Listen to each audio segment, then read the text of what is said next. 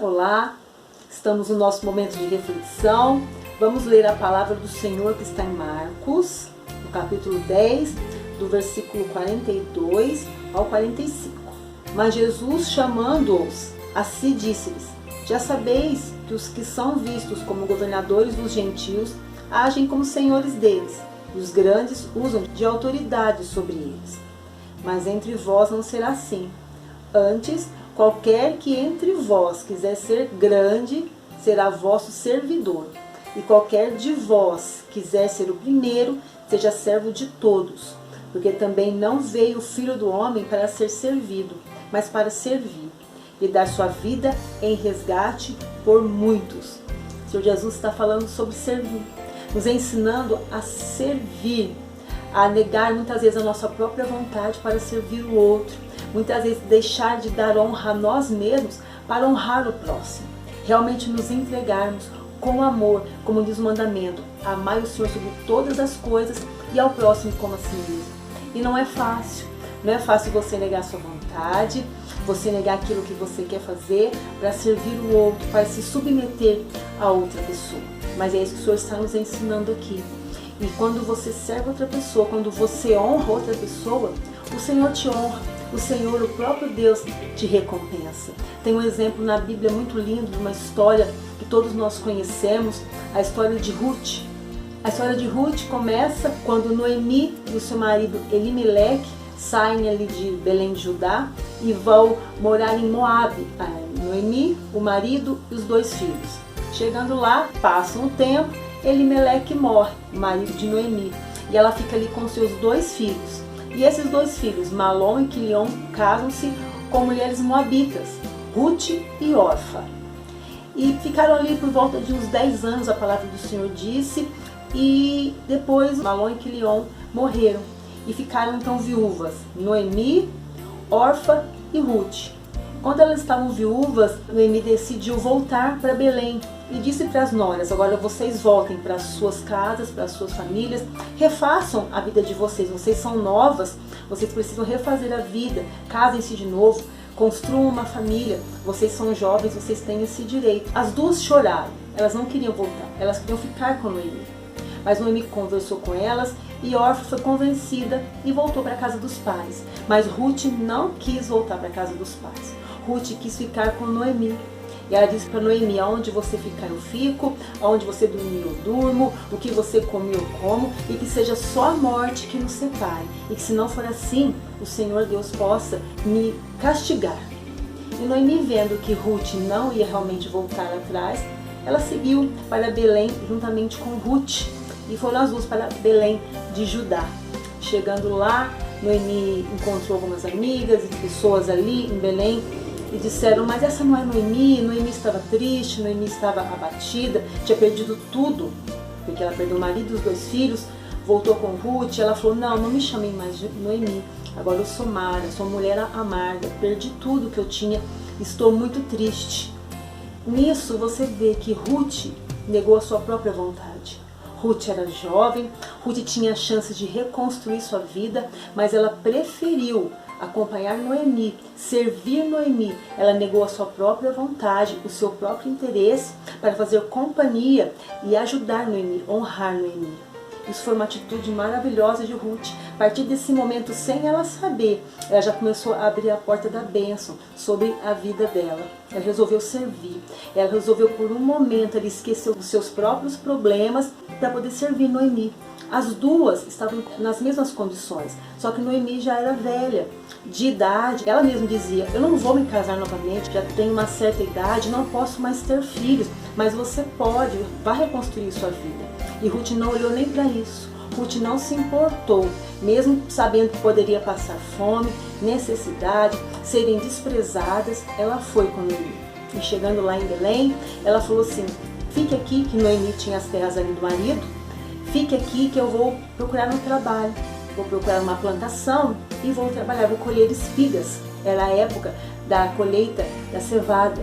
E Ruth então foi e ela entrou numa plantação que era de Boaz. E Boaz era um parente próximo de Elimeleque. E ela começou a trabalhar ali conversou com os homens, conversou com o chefe ali do pessoal que trabalhava, o chefe deixou ela recolher as espigas e assim foi.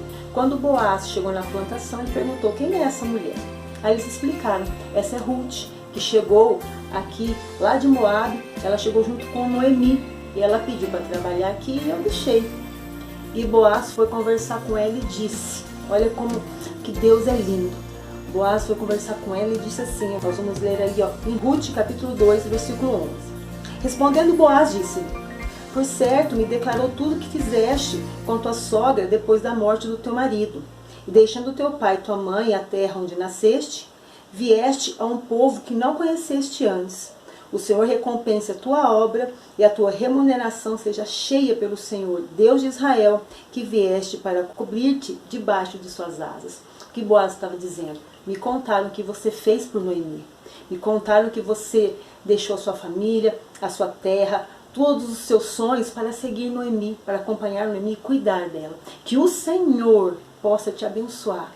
Olha que lindo, ele já começou abençoando Ruth pela atitude de Ruth. E Ruth então continua ali trabalhando, e Boaz, por ser parente próximo de Elimeleque, ele era um resgatador.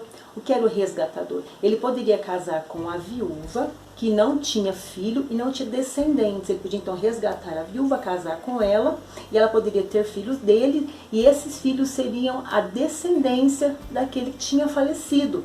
Esse é o papel do resgatador, que era o parente mais próximo do falecido. Ruth não tinha filhos. Então, a sua sogra Noemi aconselhou ela: ô Ruth, você precisa se casar, você precisa de uma segurança, você precisa de um marido. E Boaz é nosso resgatador. Você vai fazer tudo que eu te mandar e Boaz, ele vai te responder. Você faça tudo que eu te mandar nessa noite. Ruth falou: tá bom. Noemi mandou Ruth se deitar aos pés de Boaz à noite, depois que ele dormisse, que isso era um sinal de que ela estava querendo ser resgatada por Boaz, que ela queria que ele casasse com ela porque ele era o resgatador. Essa era a lei do levirato na época deles. Quando morria o marido, a mulher poderia ser resgatada pelo parente mais próximo para a sua descendência perpetuar, continuar. E Boaz então viu ela deitada ali e disse assim: eu vou resolver esse seu problema. Antes de mim tem um parente mais próximo, de Elimeleque. Preciso falar com ele se ele quer ficar com as terras e se ele quer assim então assumir vocês também e casar com você. Se ele não quiser te resgatar, eu faço. E então Boaz foi lá, conversou com esse parente que era mais próximo, explicou toda a situação de Ruth e Noemi, e esse parente mais próximo falou: eu não quero resgatar as terras e nem a viúva. Então Boaz disse: se você não quer, eu vou fazer, eu sou parente depois de você, eu tenho direito, eu vou fazer então por ela. E Boaz assim fez. Boaz casou-se com Ruth, Ruth foi resgatada, Noemi, tiveram uma vida digna ali e foram abençoadas, grandemente abençoadas. Ruth teve um filho e assim então a sua vida foi abençoada, a sua descendência foi prolongada, foi continuada, porque o Senhor foi bom para elas. Mas por quê? Porque Ruth decidiu por um momento negar-se a si mesmo, negar-se a sua própria vontade. Ela não olhou os obstáculos, ela não olhou as dificuldades, ela apenas quis ajudar, estar perto de Noemi naquele momento difícil, sabendo que Noemi precisaria de alguém, de uma ajuda. Ela se dispôs, esteve ali e o Senhor a honrou poderosamente. E assim o Senhor fez, abençoando Ruth, porque ela resolveu obedecer, se submeter, servir.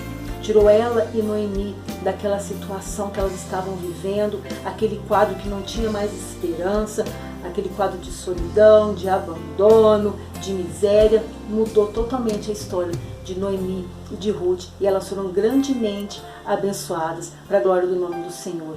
Muitas vezes é assim conosco, nós queremos ocupar cargos de liderança, mas muitas vezes o nosso coração ainda não está preparado.